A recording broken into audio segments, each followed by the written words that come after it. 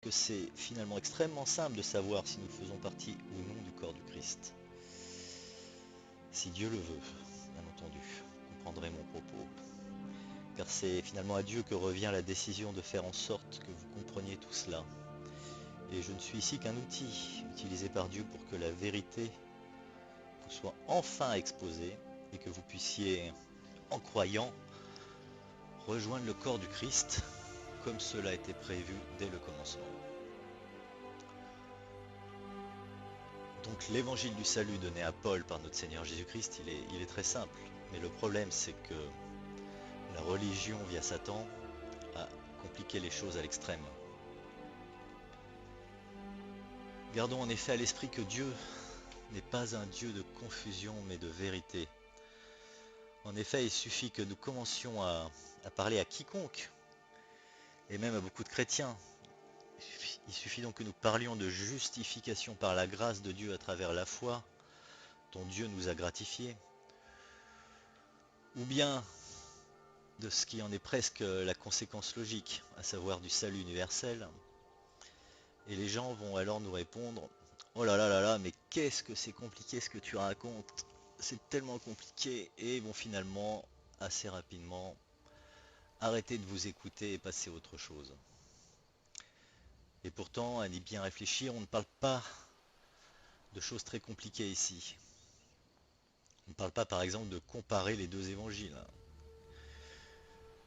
Par exemple, l'évangile de la circoncision pour les juifs et celui de l'incirconcision pour nous, les élus des nations. Mais de simplement lire certains versets de Paul, qui sont pourtant extrêmement explicites, et de les comprendre tout simplement. En vérité, ce qui est compliqué face à ces personnes, c'est de les déprogrammer en profondeur, car pour parler franchement, la quasi-totalité des chrétiens sont extrêmement peu ouverts au dialogue sur ces sujets, car tout a été fait depuis leur enfance pour leur interdire de sortir des clous de leur doctrine, tout cela sous peine d'excommunication, ou bien d'aller en enfer pour l'éternité, bien sûr, comme toujours. Et donc finalement, ces gens-là, qui entendent pour la première fois l'évangile du salut, ils ont donc déjà en eux des barrières psychologiques extrêmement puissantes, des conditionnements qui les poussent à rejeter d'emblée toute nouvelle idée. Par exemple, jamais les prêtres ne vous parleront de ce qui est dit en Acte 28-28 et du basculement qui s'est opéré ce jour-là envers les nations. Alors pour vous citer ce verset, je vais commencer par verset 26, Acte 28, verset 26, où l'on peut lire: disant, va vers ce peuple et dis, en entendant, vous entendrez, et vous ne comprendrez point. Et en voyant, vous verrez, et vous n'apercevrez point.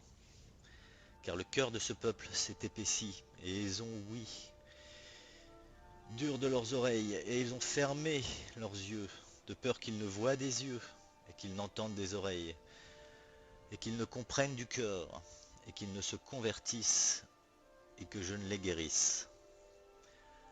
Et enfin le verset 28 qui dit: sachez donc que ce salut de Dieu a été envoyé aux nations, et eux écouteront. Et donc là on voit bien qu'il y a un basculement clair qui s'opère à ce moment-là, à la toute fin des Actes. C'est pas par hasard que c'est dans un des tout derniers versets du dernier chapitre des Actes, où on comprend finalement que Dieu abandonne pour un temps son idée d'établir le royaume de Jésus-Christ au moment qui était attendu par les Juifs, et que finalement il l'a repoussé à 2000 ans, et que pendant cet entretemps, eh bien, mesdames et messieurs, c'est notre chance à nous, les élus des nations, d'entendre cet évangile du salut et de croire et de participer à un destin finalement beaucoup plus glorieux que ceux qui attendaient, enfin que celui pardon qui attendait les Juifs avec l'établissement du royaume et leur règne terrestre, alors que notre règne sera céleste.